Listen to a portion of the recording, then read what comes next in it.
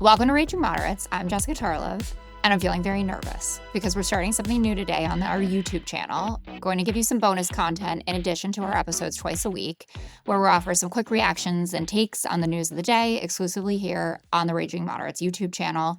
Be sure to click subscribe if you haven't yet. Again, I am very uncomfortable, but hang in there with me on this, like my friend Aaron Parnas is doing. Aaron, thanks for joining me on the maiden voyage.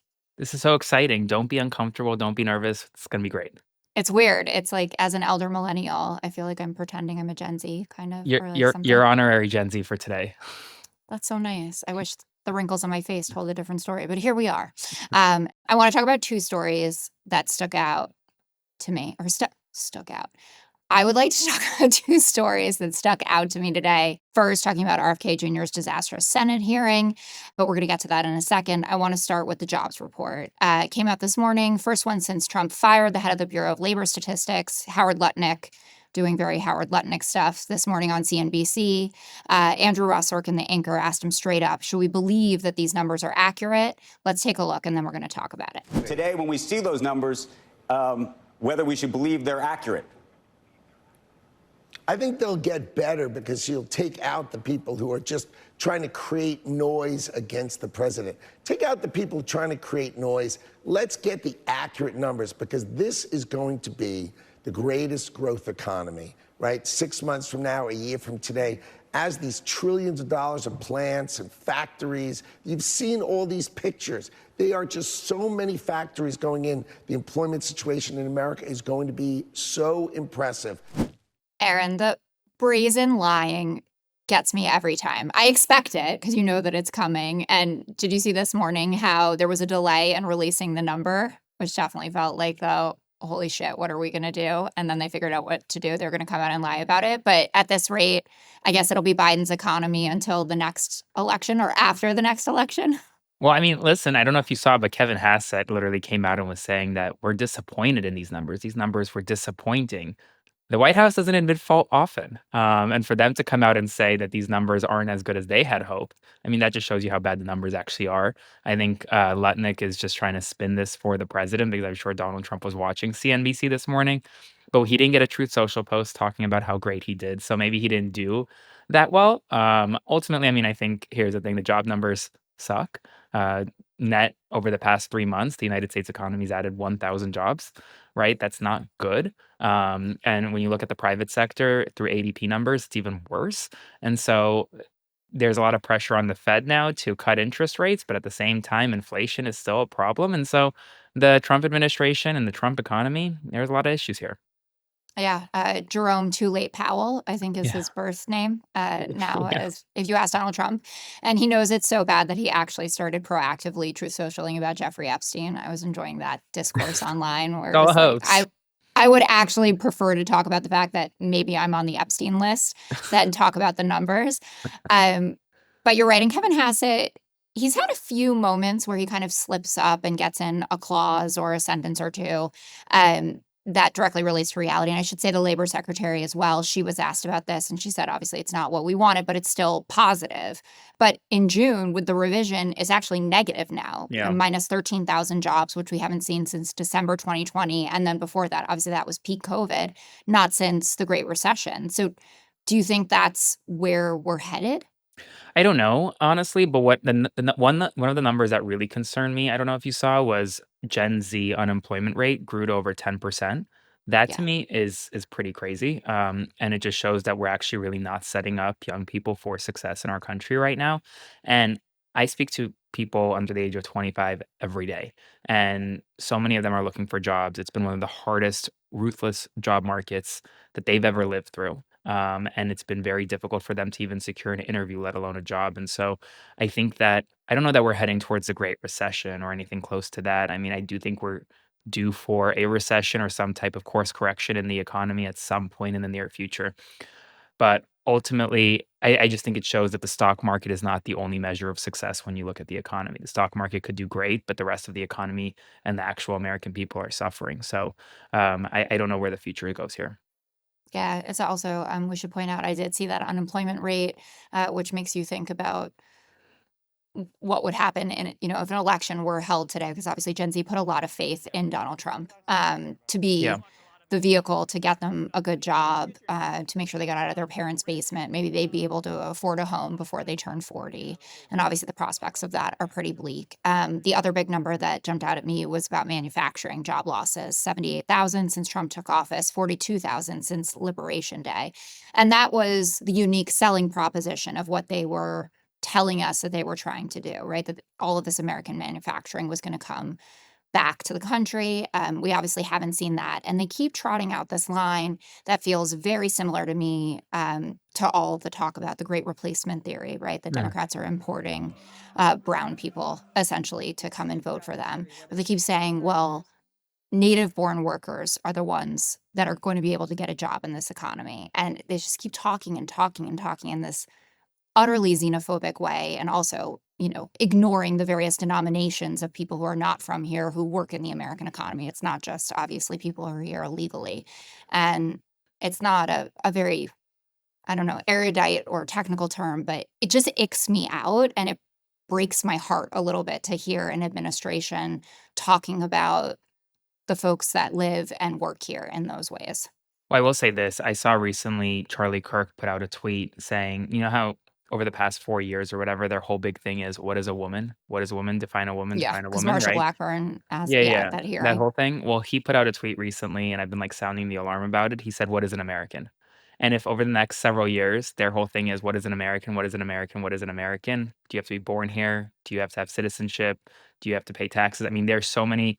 If they keep asking that question and they try to monopolize this conversation in a way that they really haven't yet, I am very scared for the country's future. And I do think that they want to get to this place, and it's all Stephen Miller. I mean, that at the end of the day, he's running the show in the White House when it comes to this.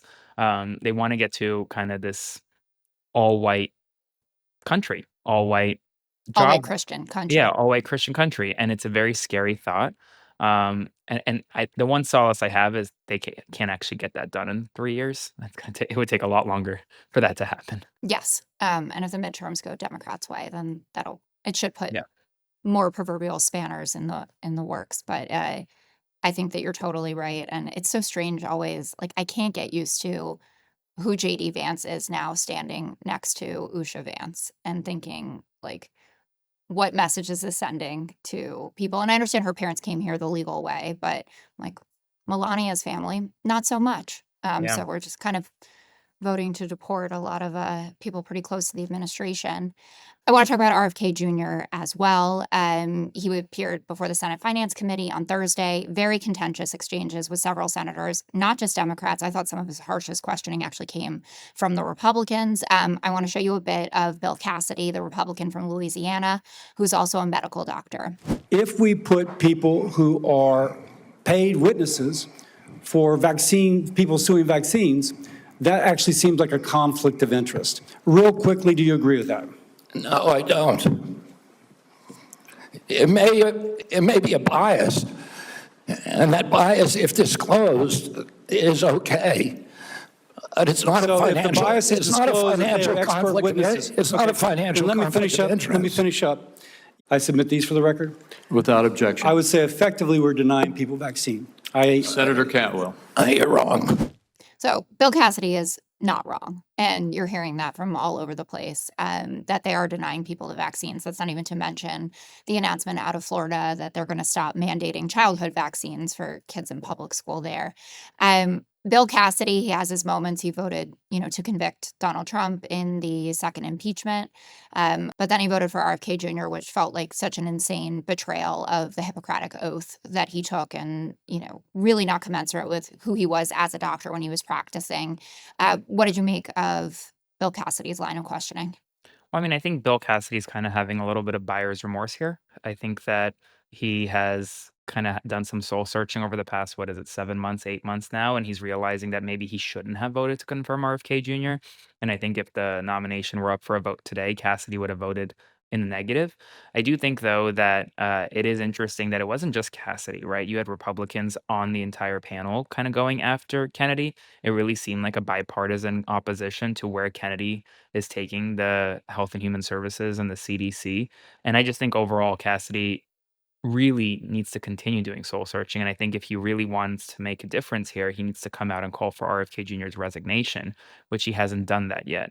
So I think it's time for Cassidy to kind of step up even more and say, listen, like this isn't the way to go. It's just not. Yeah, you were right. It was a bunch of Republicans. John Barroso, who's also a doctor. Tom Tillis went pretty hard on him. Tom Tillis was a hard vote to get. The only no vote that there was Mitch McConnell, who had polio and understands the value of the polio vaccine, and he just couldn't manage to get there. And I saw this interview outside on the Capitol. John Kennedy from Louisiana was asked about how the day went. And he said, like RFK Jr. was supposed to come in here and calm people down and allay our fears. And none of that happened. One thing, and I don't know if it was coordinated or, just magically happened, that the Republican staffers wanted to do this. But I noticed how many Republican senators were using points that the Democrats had brought out during the confirmation hearing. So when Cassidy says, you're more interested in settlements versus science, that was Elizabeth Warren's point, right? Where she brought up all of the kickbacks that Kennedy had been getting, especially through that particular law firm, which name eludes me at this particular moment. And then, Cassidy calling out Ron Wyden said, he started out by saying this. It's like, I get it. There's buyer's remorse. I think if the vote happened again, they could probably make a pretty decent case to Trump as to why they had to turn against this. I happen to think that Trump coming out and asking for more information about Operation Warp Speed, even though he has all the information, was kind of a signal that he doesn't like the direction that HHS is going in. But it feels like they always get, up to the 1 yard line and then they just like run in the other direction. Is the 1 yard line the right thing to say? I'm not a big football person. It is. And Okay, good. Football starts on Sunday, so this is good. I'm getting you ready. Yeah, I'm super excited for my Jets to lose. But besides, Oh, you're a Jet fan too. My husband is. It's a really sad life you guys have. it's not fun. No, not at all. But I do think that this is different in terms of getting to the 1 yard line, because I don't know that Trump, for everything that all of his support for RFK in the primary, or rather in the general and stuff like that, like I don't know that Donald Trump wants to deal with this for the next 3 years. When Donald Trump gets tired of someone, it's easy to push them out. And I think that he's going to get tired of RFK Jr. It almost happened to Tulsi back in May. I think it'll happen to Tulsi by the mid next year. These were kind of positions given to RFK and Tulsi as like a thank you, now shut up. And I think that give it another 6 months and they'll both be gone. I've never gotten that good of a gift, right? For me to shut up or leave someone alone, right? Same. It's like, oh, I'd love a cabinet position. If you had multiple primary mortgages, maybe you'd get a cabinet position, but Oh, eh. I would love to even just have one primary mortgage. That's the plight of the millennials and the Gen Zs. Okay. I don't know if this is any good or not, but we tried. It was great to see you, Aaron. Thank you for joining me. Good to see you. And be sure to subscribe to the YouTube channel for more hot takes and to see full episodes of Raging Moderates every Wednesday and Friday. Go subscribe to Raging Moderates, #1 podcast in the industry. Thanks. See you later.